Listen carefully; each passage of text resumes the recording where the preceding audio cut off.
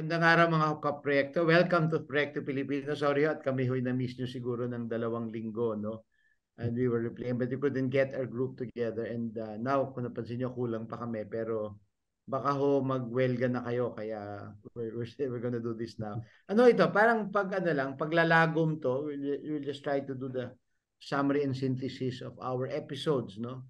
On malnutrition and stunting, yun yung naging focus natin. If you recall, 2 weeks ago we replayed the episode with Dr. Habito kasi siya talaga yung nag-inspire for us to go deeper into the issues, and then we looked at several aspects or facets of the issue, no. So ngayon, parang kung ang gagawin natin ngayon, pag-usapan natin ang parang the best of yung mga napulot natin na learnings dun sa mga nakaraan na issue. So welcome back and nice to see you, Leloy and Carlo. Thank you, Fads. How are you? Okay. Exciting time. Carlo, kamusta? Okay naman. Maraming nangyayari ngayon. Ikaw, Leloy, how are you? Parang dami pong kailangan pag-usapan, Father, dahil ang dami natin dinigest over the past few weeks. Ang dami natin pinag-usapan na talagang hindi naman sinadya, di ba? Pero Fads, parang nag-revolve around certain issues dahil napaka-urgent. Nagsimula tayo, we were just thinking about stunting, and then we were thinking about nutrition. Tapos nanganak, pinag-usapan natin bakit nagugutom yung mga tao. So we started looking at agriculture, and we looked at yung mga bara dun sa agricultural system. Tapos nanganak ulit, tinanong natin bakit ang mahal ng kanin. So dumating, may guest na naman tayo, ekonomista, pinag-usapan natin yung mga taripa. So nanganak. At parang may tema po, Fads, no? May tema na po tayo over the past few months sa Proyekto Pilipino. And I think it's important to think about that theme kasi organically mukhang na-notice natin na ito talaga yung relevant sa atin eh. Correct. Tsaka alam mo, even when ito, bago tayo nagsimula nitong ating pag umiikot ako for Caritas Philippines, ang lagi kong nasasabi, and ginagamit ko example ng proyekto, no, na kung tutuusin natin, if you take a look at all the major problems of the country, especially not just with regard to the poverty issues, whole nation approach talaga yung solusyon eh. And that we learned, di ba, I think from the time of Dr. Habito's episode, parang naging obvious yun, no, eh. Kaya nga nanganak kasi ang daming aspeto ng isang problema na gutom. I think Dr. Habito nag-start tayo, hunger yung issue ata natin eh. Something like that eh, di ba? Tapos pumasok na nga doon sa stunting, no? Ikaw, Carlo, what is your as you look back at the past months almost, ano? So, definitely, since we're a civic show first and foremost, no? So I think something that stood out was what Leloy said. Yung gaano ka-importante yung kalusugan natin, yung how we feed our community, how it relates to the growth, yung sa ating proyekto nga, no. Ano nga yung you phrased it so well, Lelo, eh. Do you remember what you said? You said something that to the point na if we want the community to grow, kailangan hindi lang natin tututukan yung seguridad, yung human rights natin, but something as basic as this, na making sure that the members of our community are well fed, are eating nutritious food. Ito yung mga kailangan nating isipin every day sa ating proyekto eh. Lalo, do you remember what you said? Because I'm trying to recall. I don't remember, pero I'm thinking right now yung issue ng growth, no? Yung growth ng community. And sometimes we think about growth in a kind of metaphorical sense. Yung community natin, lumalawak ba yung mga taong committed sa Proyekto Pilipino? Pero one of the things we need to think about is actually yung physical growth, di ba? Kasi nga yung stunting natin, yung mga statistics na minsan pumapalo ng 2/3 ang nagiging stunted sa Pilipinas, and then yung long-term effect nun is how do we grow as a community if certain members of our community are disadvantaged to begin with? At yun nga yung stunting, yung pagkabansot. Kasi kung nabansot po kayo, and ito na lang reminder, balikan natin yung episode with Dr. Shell, marami sa mga nangyayari sa nababansot na Pilipino, hindi lang lumiliit, kundi nagkakaroon din ng mental damage, for example. So they're condemned to a lifetime of being lesser than their other Filipinos, simply because they weren't fed doon sa initial period of 0 to 2 years old na napaka-importante, di ba? So, paano tayo mag-build ng Proyekto Pilipino kung may ganong klaseng fundamental inequality sa ating kalusugan? Actually, Lele, now I remember when the whole time we were discussing this in our episodes, naalala ko yung one portion that I read about General Luna, si Antonio Luna, kasi when he was charged with the overall armed forces, yung revolution na yon, one of the things that stood out for me, yung sa mga plano niya was magpapadala siya. Ito, Lelo, you can come in if you know anything about this. Nagpadala siya ng advance force sa Mountain Province para magtanim ng mga kamote.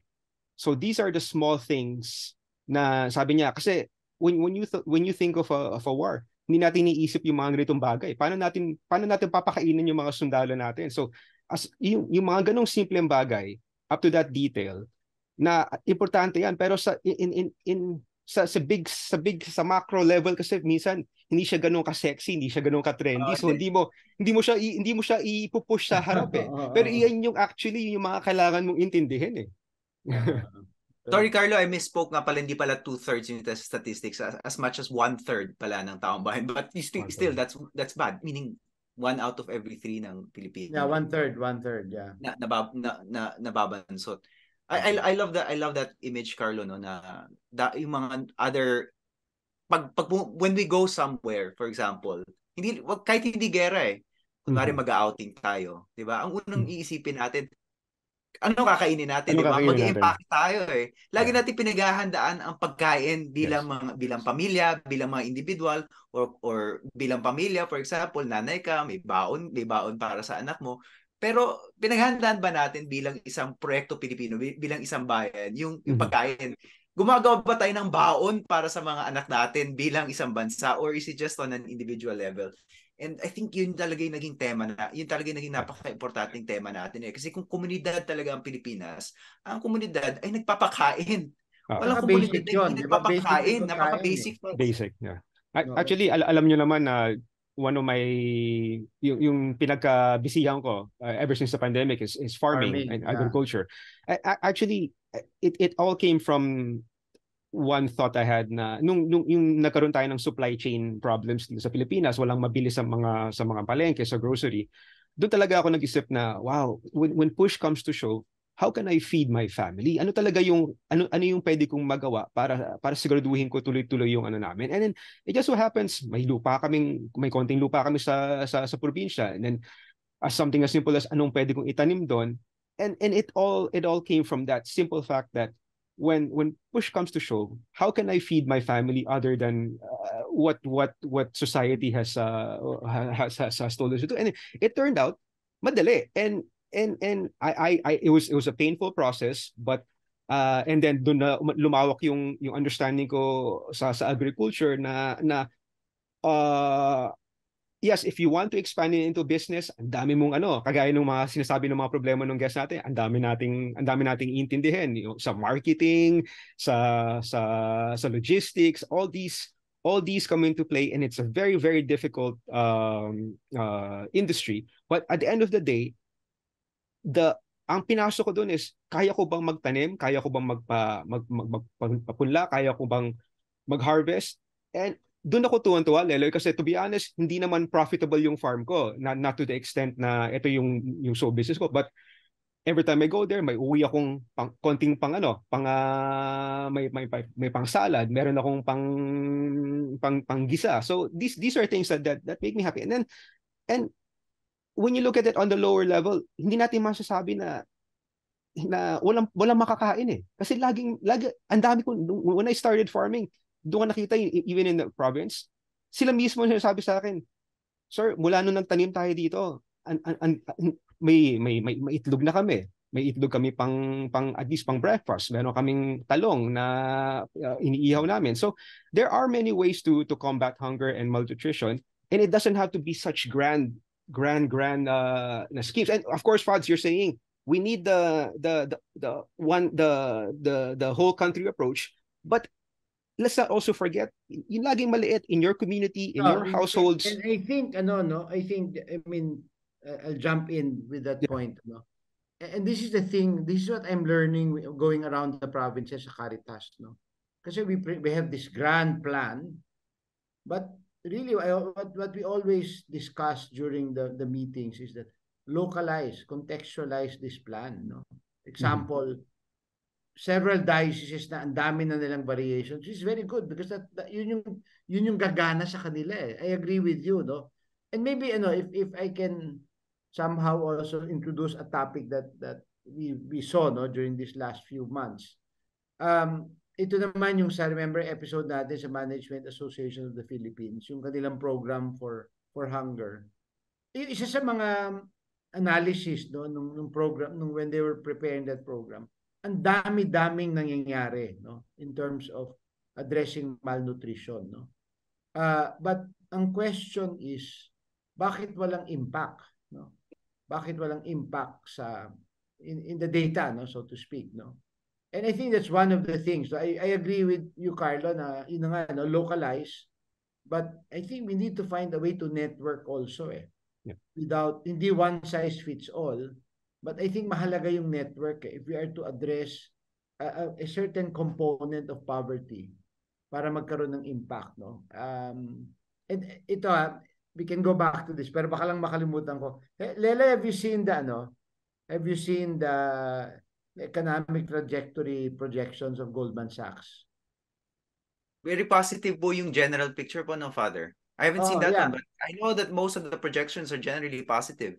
Yeah, and tayo kaya lang baka ako hindi na ako buhay for sure. Ewan ko sa inyo By 2075 will be among the top 15 economies of the world based on GDP trajectories no. So ibig sabihin paangat tayo, 'di ba? Will be number 14 actually. Right after Russia. Kasi mag-shift to Asia no. So yung kanilang projection sa 2075, China, India, US, Indonesia, Nigeria, Pakistan, Egypt, Brazil, Germany, UK, Mexico, Japan, Russia, Philippines, and France. So anyway, I brought that up because ako naman ang concern ko and Carl is the demographic dividend no. For me that's a big issue no for me kasi nga iduktong mo yun sa stunting tapos hindi pa natin pinag-uusapan ng quality of education, di ba? So yes.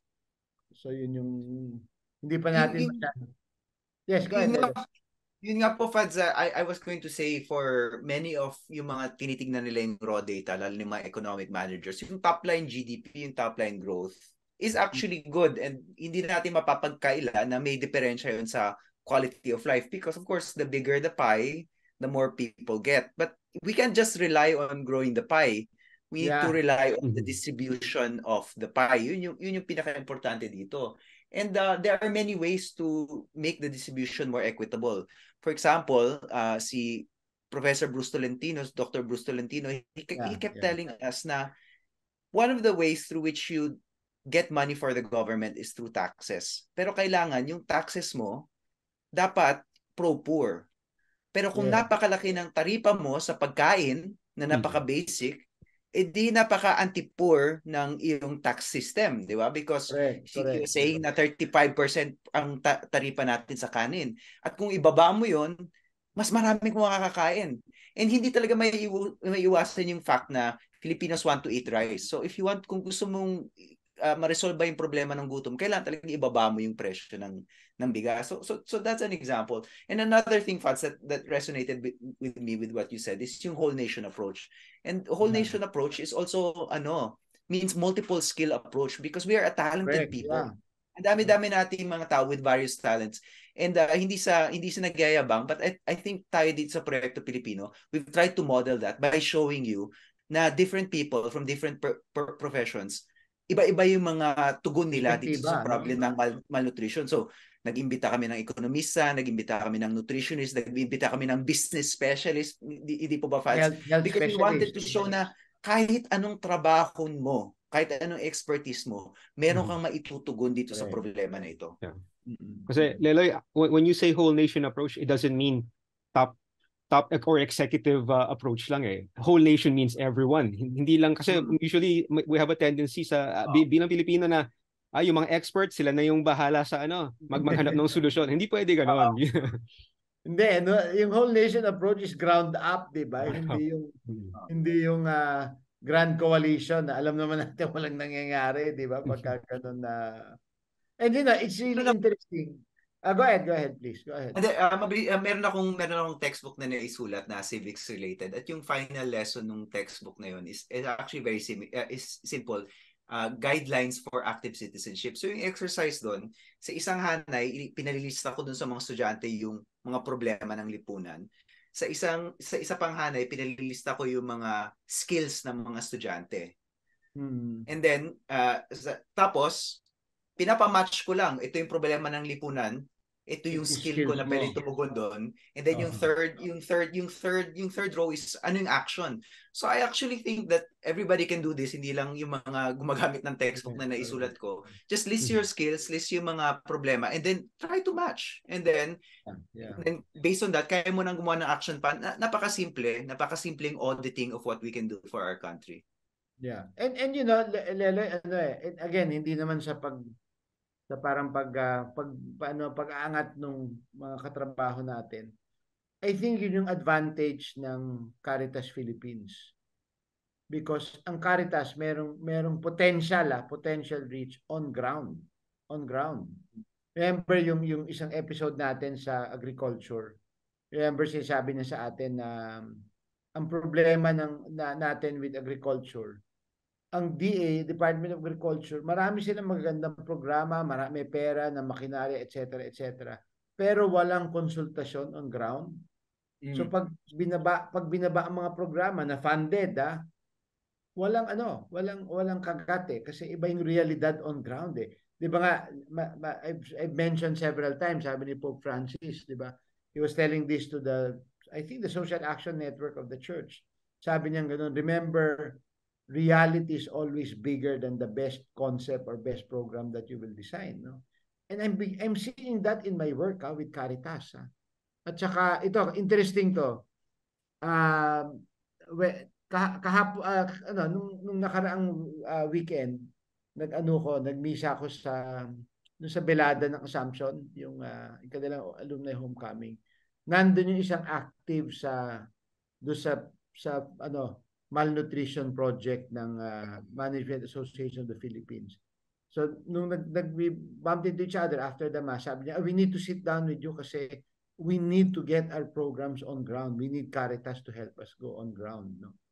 And I think yun yung Carlo na nabanggit mo, no, na hindi kailangan grand, di ba? Yung mga maliliit na And kailangan may network na magtahi . May network na magtahi. Not to for me not to parang even manage them, micromanage, but to coordinate lang to make sure that things are addressed, diba, all over the place, diba? So, tsaka sabi mo nga, diba, Leloy, na yung kagandahan nun, yung all hands on deck, diba? All hands on deck. Kung ano matutulong mo. Siguro ito, another example na siguro, Leloy, medyo kaakibat nung iyong kinento. Ito, sasabihin ko na nung mayor si Secretary Gatchalian, alam mo ba sinet up nilang feeding program sa eskwelahan nila bago mapasa yung batas ni Grace Poe. Di ba Senator Grace Poe yung yung feeding sa eskwelahan. She authored that, di ba? That But before that, you know what Valenzuela did? They had feeding program. Tuloy-tuloy, hindi lang yung 6 months, no? But so, ang nangyari, for example, they bought mga baunan, no? Kanya-kanyang bili mga eskwelahan. But the operations of their commissary was almost like 24 hours. Pero divided, I think, into 4 or 3-hour shifts. So, yung madaling araw na shift, kayo ang merong shift na mamamalengke. So, laging sariwa ang ang kanilang merong shift na sila yung maghihiwa ng mga gulay, magbabalat ng sibuyas, Tapos yung shift magluluto. Tapos may shift na magpapack ng pagkain. So, and then lakad na naman yun. And I think, Lele, that's similar to what you're saying, na kanya-kanyang skill set. Everybody involved, di ba? So sana may So, tsaka di ba, isa example din, sino ba yung nagsabi? I think si Dr. Tolentino. Di ba ito, hindi ko naisip, sabi niya, para mapababa ang presyo ng pagkain, ayusin ng mga kalsada. Oo nga po. Para ang spoilage less. Di ba? So, I mean, I think that was yung one of our earlier episodes po, yung kamatis pa po ang pinag-usapan natin, Fats. Agriculture. Kaya bakit ang mahal ng kamatis? Si Dr. Tolentino, because after Harvey, di ba? We got Dr. Tolentino to talk. Yeah. But we got Harvey talking, but it's fascinating how yung academic perspective ni Dr. Bruce Tolentino at saka yung on the ground perspective ni Harvey nagla-line up. Yes, because we're really seeing the same problems over and over again. At yun din yung interesting sa mga episodes natin. Kahit iba-ibang lente yung ginagamit ng mga tao, meron talagang mga paulit-ulit na problema, nagtutugma talaga. Maitanong ko lang kayo, Fads, Carlo, marami rin tayong tinignan na solusyon. Food stamps, for example, we looked at that solution. Or mga policy recommendations kagaya ng Pinggang Pinoy, ganyan. Ano yung mga solutions sa tinignan natin na talagang tumatak sa inyo over these past few episodes? Ako yung ito lang, I'll just start with one and then as we go on. Ako sa tingin ko, mahalaga yung Pinggan Pinoy. Opo. Mahalaga yan kasi yun yung science behind, di ba? What we want to address, di ba? Kasi kahit ano kaganda yung programa mo, kung walang science behind it, na practical, walang mangyayari. Yun, gustong-gusto ko yun kasi mahalaga eh. Yun yung heart ng solusyon, di ba? Pero sa akin, paano mo papaalam sa tao yan? Paano mo mapapasunod ng tao sa gano'n? No? So marami pang, kumbaga yun yung goal. Yun yung goal. Pero marami na lahat ng mga tao makakain ng Pinggang Pinoy. Yung ganong klaseng balance meal. Diba? Oo. So yun ang sa akin. Yun ang first contribution ko na I'd like to highlight that, di ba? Kung as we move forward. Sa akin, Leloy. May gusto lang akong sabihin, Carlo, about kasi si Dr. Kim, yung guest natin na nutritionist, sabi niya, maganda yung Pinggang Pinoy, pero sabi niya nagigilty daw siya talking about, di ba, after the episode, sabi ni Dr. Kim, okay lang naman siguro sabihin, nagigilty daw siya talking about it kasi in the conditions we're living in, parang mahal yung Pinggang Pinoy. Kasi sabi ni Dr. Kim na yung Pinggang Pinoy has a significant amount of protein. Ngayon, kung hindi daw ma-afford yung kanin, hindi daw mag-move ang Pilipino doon sa protina. Kaya napakahirap daw i-recommend ng Pinggang Pinoy. Pero I'm sure na for many people, kaya yung Pinggang Pinoy. Kaya natin mag-move towards that with the help of the government, with the help of things like food stamps. And of course, with the help of the community, yung Caritas, we don't necessarily have to give up on yung idea. Hindi ko naman sinasabi nag-give up si Dr. Kim on that, pero we can really aspire for every Filipino to eat Pinggang Pinoy every day. Correct. Yeah, that's a good point. Yeah, parang aspiration siya talaga. Siya yung maggagabay sa atin, di ba? Carlo? Yeah. Oh yeah. Sa akin hindi pa siya implemented. It's actually a suggested solution yung kay Dr. Tolentino nga, yung pagbaba ng taripa. And sa akin nag-stand out yan kasi it's counterintuitive as a solution kasi you would think na hindi nakakatulong to, actually hadlang yan sa progression ng mga farmers inang unang on face value yan ang iniisip ng tao. So that makes me think na ganyang kahirap ang paghanap ng solusyon sa mga ganitong bagay kasi someone has to be brave enough to propose measures that might elicit certain reactions from the very people that you're trying to help. And diyan natin makita yung proper communication, Fads. Paano mo sasabihin na itong measure na to na seems counterintuitive, paano to makakatulong sa inyo? So hindi mo lang pwedeng sabihin na huwag ka nang magkomento, basta maganda sa iyo ito. Inumin mo yung gamot para gumaling ka, tapos na usapan. Hindi pwedeng ganoon, nasa demokrasya tayo Kailangan natin i-open up sa dialogue.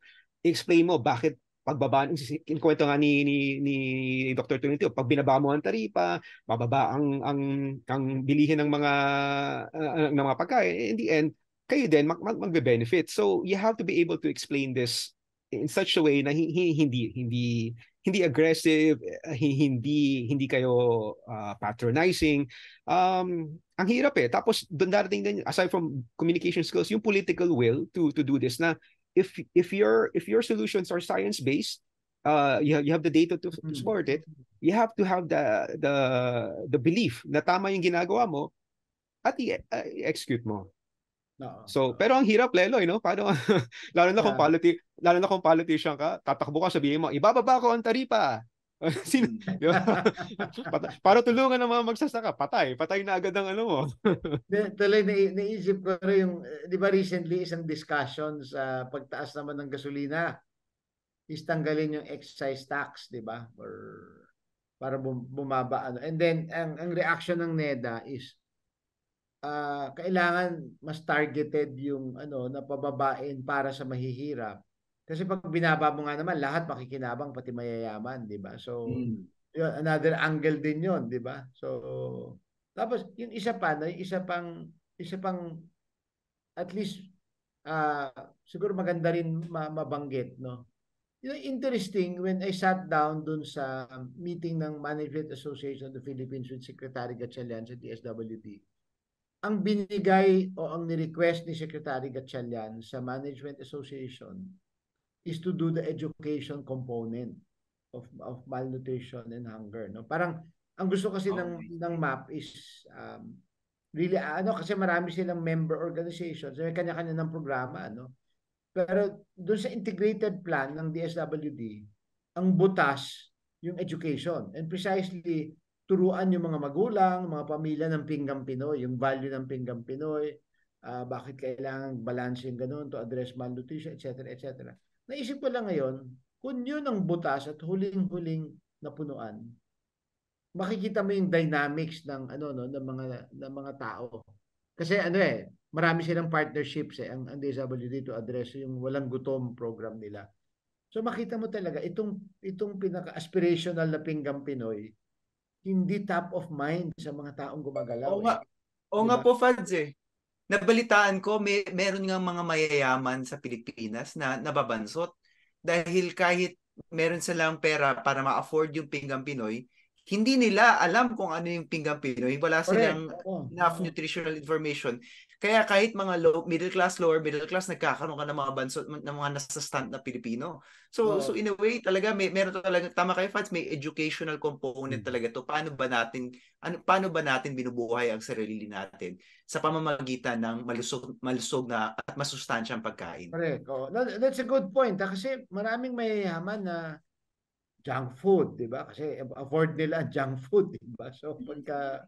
So yeah, that's a good thing that you raised, Lelo, yan na talagang awareness noon, di ba? Kaya ako we need to put that in place, di ba? Tapos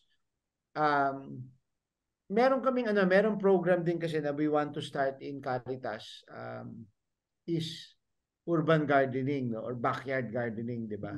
Kasi nga yun yung mahalaga sa pagbubuo ng Pinggang Pinoy. Tapos hindi lang yon, meron din program na tuturuan mo magplano ng menu ang mga pamilya. Na, kasi ang feeding program ng Caritas is 6 months 6 months. 3 months ba? 3 months. Ito, kasi yung feeding program nila is buong pamilya, hindi lamang yung malnourished na bata.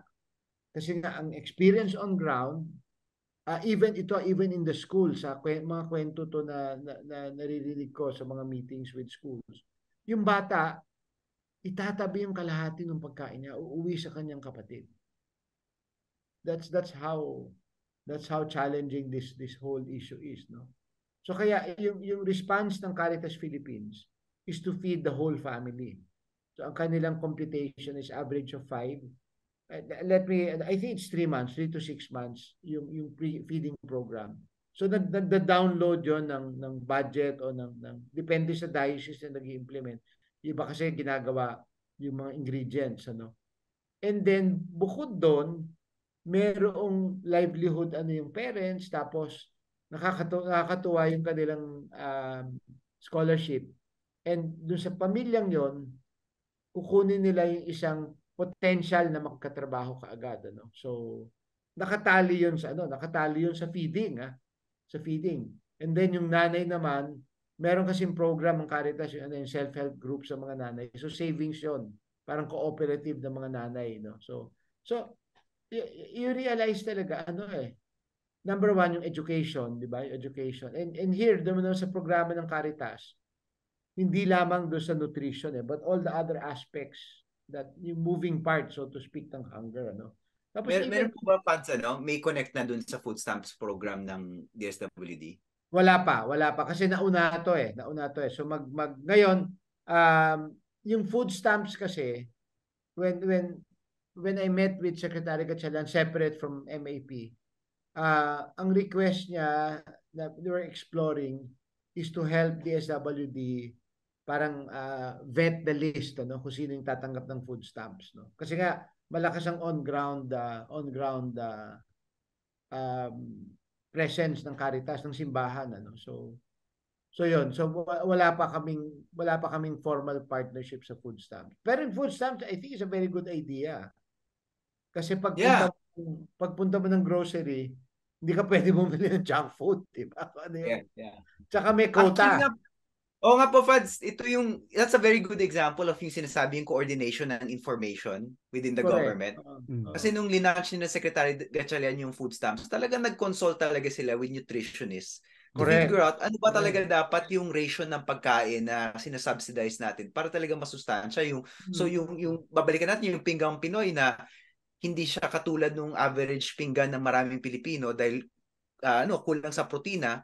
Yung food stamps natin ay meron talaga naka-allocate na proportion dapat talaga bibili ng protina yung mga Pilipino. So kahit karne man ito, beans or dairy, if they can tolerate, kailangan bahagi yun ng meal, ng complete meal ng mga tao. So medyo na-inspire ako actually dun sa food stamps episode natin. Bagaman bago lang siya, pero as an idea and as something that we can support as a government endeavor, I think it's definitely up there, and I'm so glad we did that episode. Yeah, and I think one of and this is one of the I think learnings natin with regard to government agencies. Yun nga nabanggit mo, Lelo, mahalaga yung magkonsulta, no? At saka maybe this is another issue that baka ito pwede rin natin itong palawakin in future episodes. I think talagang data-driven programs eh. I think more and more ito naman last almost 2 weeks ago, nag-pastoral planning kami sa Diocese of Novaliches. Kasi ang Caritas na parang nagsi-streamline, no, yung Caritas Novaliches. So that's just the diocese, no. Pero ang naging very very clear, ang daming programs na matagal na, but a lot of them are, as we say in Guido, hindi yung data-driven, no. So I think that's another thing that we're learning, di ba? Nabanggit mo nga, Leloy, na yung nakakatuwa ang DSWD sa kanilang food stamps program. Kinonsult nila lahat, ng moving parts ng programa. Pero ito pa, may isa pang dagdag ako doon sa DSWD rin. They needed a study made, no? Pero yung study will cost X amount. Tapos yung makakagawa ng study is a certain group, no? I think from UP ata eh. Pero ang problema, yung bidding process, too late na yung data na kailangan to be able to decide on a certain part of the walang gutom program, no? So ang request nila sa private sector, pwede ba kayo magpagawa ng study? Kasi kayo mabilis kayo and you might have the funds, no? Pero kaming gagamit ng data ko, okay lang. I-donate nyo yung study, no? And I guess that's another area we need to look at, yung talagang pagkukonsulta, yung pag gathering the data to come up with programs, no? I think that's one part of the science, the data, and then the consultation on ground, Yeah. Palay ko lahat 'yun mahalaga eh, di ba? And then for me, ang bunga niyan would be the education component of the program, no? An education component maybe yes for your target communities, yun yung mahalaga sa lahat, but also the people who are implementing the program, ano?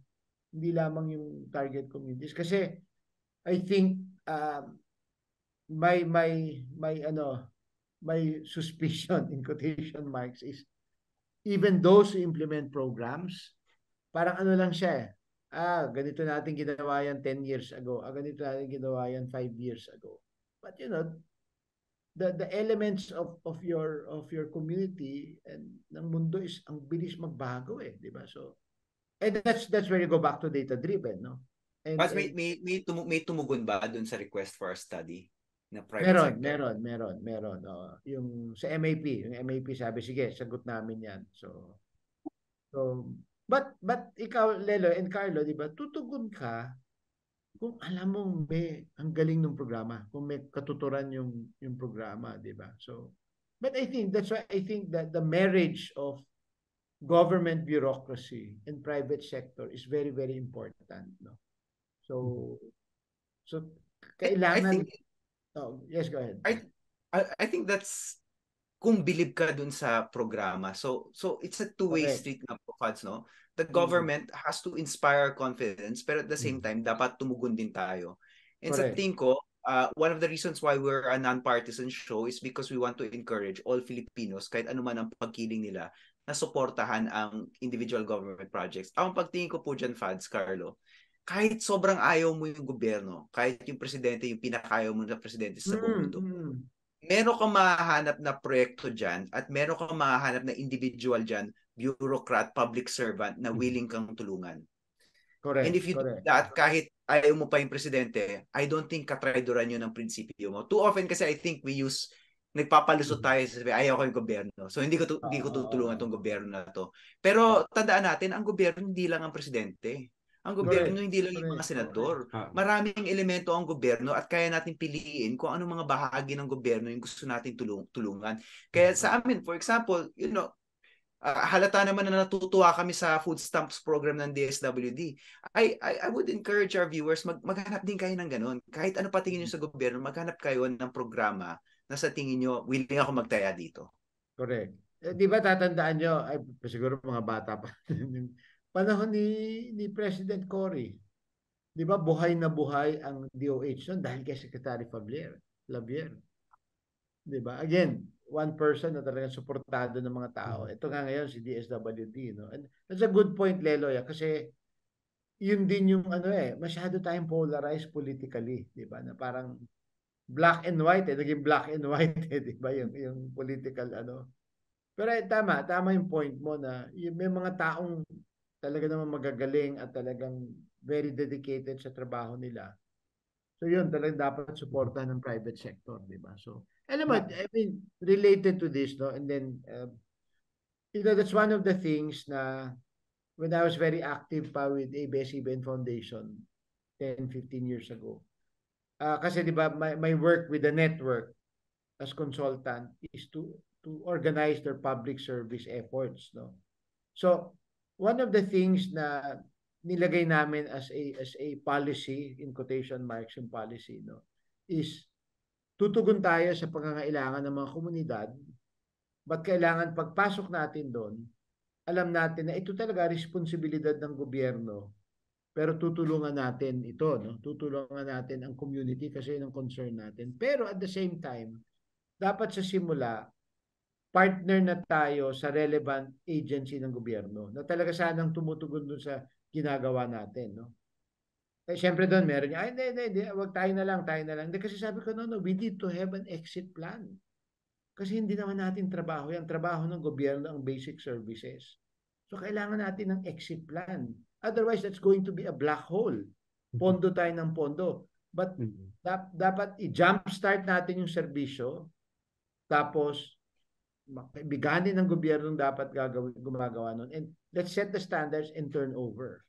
So I think that's very important, di ba? Kasi ako I think I have to be honest, I don't see any data, kaya this is really just maybe more a hypothesis or something na ang suspetso ko karamihan ng programa, or marami, hindi siguro karamihan, let me correct myself.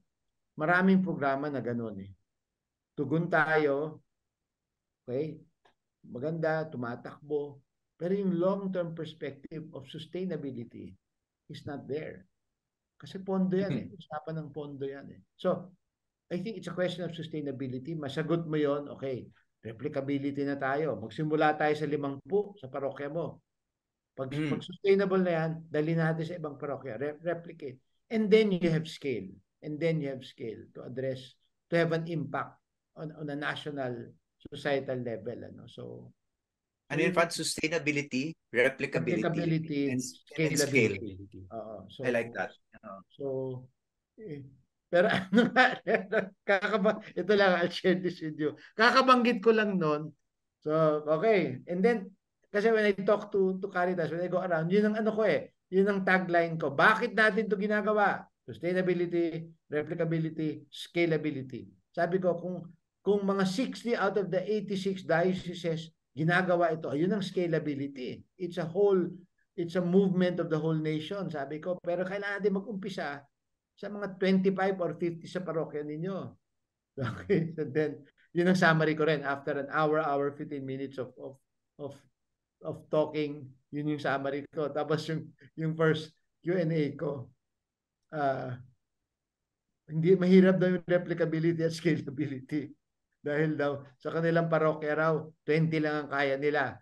Sabi ko, hindi nga ho yun eh. Doon sa 20, okay na yun. Magbi-build up na lang tayo. It's the mindset na basta kami dito lang kami. You don't see the whole picture na yung ginagawa mong maliit. Diba? Like ito, last, and then I will shut up and let you talk.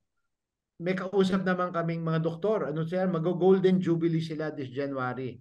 UST Medicine, no? And they raise funds. Sabi ko, ayoko, hawakan niyo muna yung funds until magkasundo tayo, no?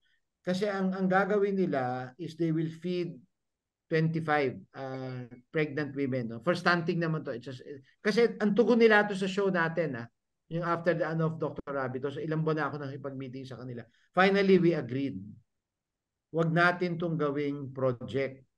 Let's make it a research project. Target is 25 mothers lang. Pero sabi ko, ang research natin, kasi you guys have the science eh. Mga doktor sila eh. So yung ka-meeting ko, yung pediatric specialist, ganun, etc. Sabi ko, ang research natin is the moving parts of all these projects, di ba? Ano bang kailangan pagsama-samahin? Gobyerno, barangay, etc. That's the research. Sabi ko, the science is clear eh. Sabi ko sa kanila. But how to make this sustainable with the other ingredients, hindi lang yung science. Andun yung science eh. Nga, di ba, Leloy, Carlo, pinggan Pinoy, andun yung science, di ba? But I think the challenge is, ano yung programa that will network and create the dynamics so that this will be sustainable. So tuwan-tuwa yung mga doktor, no? So siyempre, ang advantage ko rin, dahil I'm with Diocese of Novaliches. O sige, ang pilot natin sa Novaliches. So anyway, so that's, go ahead. So in the moving parts, it's a whole, we go back to whole nation approach, di ba? Interesting din nung yung our past episodes have mostly focused on nutrition and yung fighting hunger, no, but once in a while we would talk about other issues like yung territorial issues, yung racial, yung pag-epekto niya sa Filipino-Chinese community, and it makes me think na interrelated to mga issues na pinag-uusapan natin, na hindi lang tayo pwedeng mamili na parang YouTube playlist na ito lang gusto kong anuhin, ito lang gusto kong panoorin, ito lang yung gusto kong Hindi, kaya natin ginagawa to, Fads, Leloy, kasi gusto natin pakita na lahat to, yung whole nation approach, hindi lang yung approach, yung whole issue yan, interrelated yan. Kasi naalala ko nung we were talking about yung territorial episode noon, wala ka noon, Fads, eh. Our guest was very passionate about defending our territory, and then the whole time we were discussing this, I was thinking not about national security. I was thinking about food security. Oh. Kasi ganyan ka-interrelated ang issues na pinag-usapan natin. Kasi I remember this because my father used to, when he was still in a government, and they would have those high-level meetings sa DFA, sa Malacanang. And at that time, yung mga issues na medyo trendy, yung energy security, national security. But my father would always make a point to bring up food security. And this was maybe 10, 15 years ago, na sinasabi niya, we're talking about the West Philippine Sea, but ang lagi natin ipapasok dito yung food security issue sa ating sa ating mga kabayan. And then true enough, yan ganyang ka-relate kasi ngayon nakikita natin sa mga balita yung nahihirapong pumasok yung ating mga mangingisda and parang ang layong isipin until it's actually happening. No? Carlo, protina yun, Carlo. Importante yun sa exactly. Bahagi ng Pinoy. Exactly. And then parang it's so easy it's so easy to forget about these things until it's gone. Until nakikita lang natin, aba, ang mahal na ng gulunggong. Ang mahal na ng isda sa, 'di ba dati, ang mura ng pero ngayon bumili ka ng sariwang isda na masarap, ginto. Anyway, ko lang naisip ko lang yung Leloy na ganyang kalawak ang mga issues na pinag-uusapan natin at hindi tayo pwedeng mamili. Na hindi natin pwedeng sabihin, ay doktor ako, ang gusto ko lang galawin medical issues. Abogado ako, ang gagalawin ko lang mga legal issues. Hindi, lahat yan kailangan natin tutukan at mag-participate. Yeah. And I think riding on that then related, yun yung power ng a group like Management Association of the Philippines. Dahil ang dami nilang miyembro, iba't ibang industriya. Pag may kailangan, si ganito, may ganon, si ganito, may ganon. Pero yung challenge doon for me is yung tiga-kumpas ng network. When you make people work together, di ba? So which reminds me, Fads, I think I mentioned it before. The most the period na medyo umangat ang agricultural sector natin yung time nung it was 68, 69 yung nagkaroon tayo ng naging self-sufficient tayo sa production or surplus pala, sorry, correct, nagkaroon tayo ng surplus sa rice production, and this was during the time of yung si Bong Tangko. No, but it was during the time yung kay Rafael Salas nung siya yung humawak nung, and then and when you read about it, ang lumalabas doon is Rafael Salas was great at logistics. He knew how to move the bureaucracy. And oftentimes nakakalimutan na you don't have to have of course having a great plan, having an intellectual background or maging inspiring leader ka. These are all good things, but at the end of the day, sometimes ang kailangan din lang natin yung taong marunong magtulak in the right pieces, igalaw yung chess, galaw itong mga certain moves na to para gumalaw whatever resources we have. I mean, in the Philippines, being the Philippines, we don't have as much resources as a nation like the US, but we do have resources. Diba? Meron tayong mga resources at kailangan natin i-tailor fit yan yung logistical solutions natin to what we have. Yeah. We do. Babalikan ko lang yung sinasabi ni Fads. We are becoming one of the richest countries in the world. Tapos na yung mga araw na iniisip natin na sobrang hirap ng Pilipinas. Ang Pilipinas, maraming mahirap na tao. Pero yung Pilipinas, hindi necessarily mahirap na bansa. And so the question is, ano yung gagawin natin dito sa kayamanan? Kasi totoo, hindi may pagkakaila, yumayaman talaga tayo eh. Kaya talaga dapat tanong natin, ano ba talaga gagawin natin sa bago nating kayamanan? And then, ano yan, di ba, Leloy? It's good news and bad news, yung nabanggit mo, Leloy. Kasi nga, even within church, foreign funding agencies, I'm just talking about church, and I'm sure even with the other, yung government-to-government grant agencies, yun ang challenge. It's good news is that we're no longer a developing country, yung mahirap nga, sabi mong mahirap, di ba?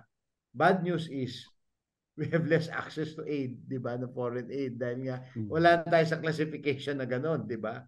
But ang challenge ngayon is talagang how how do you raise or mobilize the internal resources, di ba? So, good news and bad news yun, ha? Kasi good news, hindi na tayo hindi tayo sick man of Asia, no? So, but yun ang challenge doon is that, okay, how do you move the resources? Kumilos tayo. Kumilos. And yun na nga, yung distribution talaga ang problema, di ba? Lalo, I'm sure you've read that 2013 ng ADB yung report nila about yung kanilang argument is ang sama ng Gini index ng Pilipinas. I think Southeast Asia. And they're saying na ang pinakamasamang Gini index, the measure of the gap, di ba? Laloy tama, di ba? Yung gap, di ba, yung in plain language, ito yung gap ng may access to resources at saka wala, no? So, sasabi nila, Sub-Saharan Africa and the Caribbean had the worst Gini index 10 years earlier, but because of the programs in place, umaangat na sila, no? Ang worry ng ADB is ang next baka maging worst Gini index is Southeast Asia. So, sabi nila, the only exception, Asia, tayo yung isa sa mga pinakamalala, Fads. Pinakamalala, oo. Tapos ang exception nila, Leloy, dun sa kanilang study is Vietnam. Why? Number one, Vietnam invested in education. You go back to demographic dividend. Number two, sinuportahan nila agricultural sector nila. Those two things distinguish them from the rest of the pack. So yun, yung punto nyo nga, tama yung punto nyo, di ba, na talagang, yumayaman tayo. And di ba, and isipin mo, no, Leloy, you can comment on this more than I can. Siguro ganun kaganda yung trajectory natin kasi in 50 years, nasa top 15 economies tayo of the world. Above France. Yung pride ko rin po, yung possible pride ko rin po bilang Pilipino, Carlo Fads, is I think na yung mga ibang bansa na kagaya Vietnam, they've done a lot of good work in terms of economics, in terms of pagpapakain sa mga tao nila. Pero hindi sila demokrasya. Yung Vietnam, hindi sila demokrasya. Yeah. So napakalaki ng potential ng Pilipinas because we can actually have it all. We can be a wonderful democratic society na malayang magsalita mga tao, malayang makapagtalastasan ukol sa proyekto Pilipino. While at the same time, pinapakain natin yung yung taong bayan natin. Diba? Kasi Vietnam, kalahati lang siya eh. Hanggang pakain lang siya. Pero yung demokrasya, wala. Kaya natin pareho. And grabe, we would have so much pride if we pulled it off. Yeah. And Leloy, for me, what you just said, yan ang formula for a great nation. Diba? Yeah. Great nation. The creative side, diba? Okay, wrap up. Final words. Carla and then Leloy. Sure. I was privileged to correspond with a national artist for literature, si Butch Dalisay.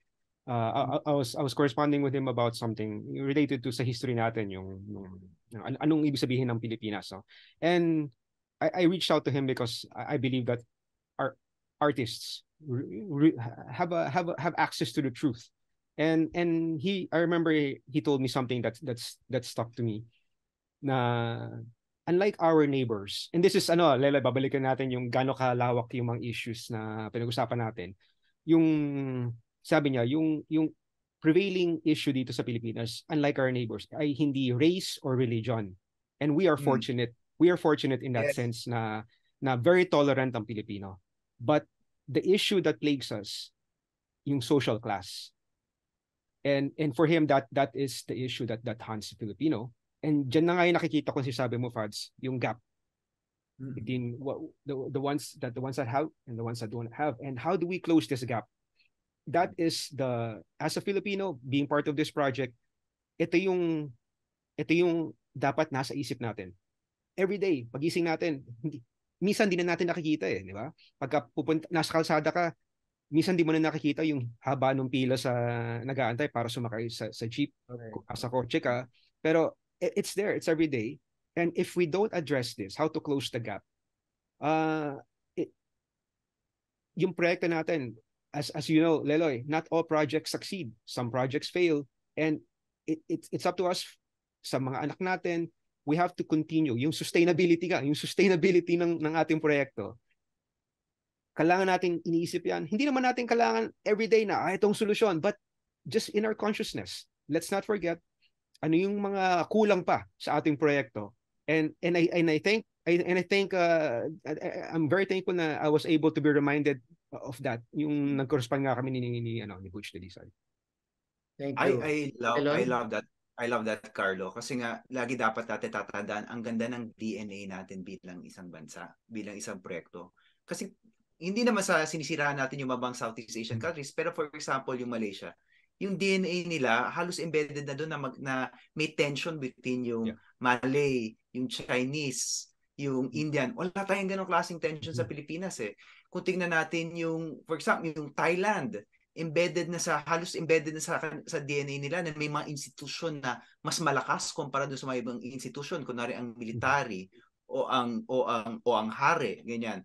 Pero sa atin, demokrasya tayo from the beginning, from the time na kinunsib ni Rizal yung bansa natin. Demokrasya tayo na multicultural, multi-ethnic, multi-religious. Napaka-beautiful ng proyekto Pilipino eh, yung essence niya. And so yung ginawa ng mga ninuno natin is gumawa sila ng outline. Ngayon, dapat talaga nating i-shade yung outline na yun dahil napakaganda nung outline, napakaganda nung perimeters, nung parameters rather. At part ng shading na yun, kung babalikan natin yung issue, is yung really anong gagawin natin dun sa mga membro ng proyekto Pilipino. Pakakainin ba natin sila o hindi? Gigising ba sila na masakit ang tiyan o gigising sila na alam nilang kaya nilang pakainin ng sarili nila, mga anak nila, mga nanay nila, mga tatay nila, mga kuya nila, mga ate nila. Yun dapat ang ating yun incumbent upon us yun. Yeah. Thank you. And I hope itong episode na ito na you're able to synthesize, and I think the beauty of a good synthesis is always it opens you up to a new perspective, no. And hopefully yun na nga, yung mga ganda ng mga sinabi niyo. I don't want to add to that anymore kasi ang ganda ng mga sinabi niyo. I think hopefully as we move forward dito sa Proyekto Pilipino, sana nga ay isipin natin to ng gusto. So maraming salamat po, Leloy, Carlo, thank you. Si Manolo had an emergency, so health emergency na naman sa So we also pray for Manolo and the kids So marami pong salamat, and hopefully we will build on this conversation to plan our next episodes sa Proyekto Pilipino. So marami pong salamat, and please continue to join us and spread the word, no? Share what you feel is a very important episode na marami kayong natutunan, and more than matutunan, what inspired you to consider doing something, no? So maraming pong salamat. Ito po ang Proyekto Pilipino.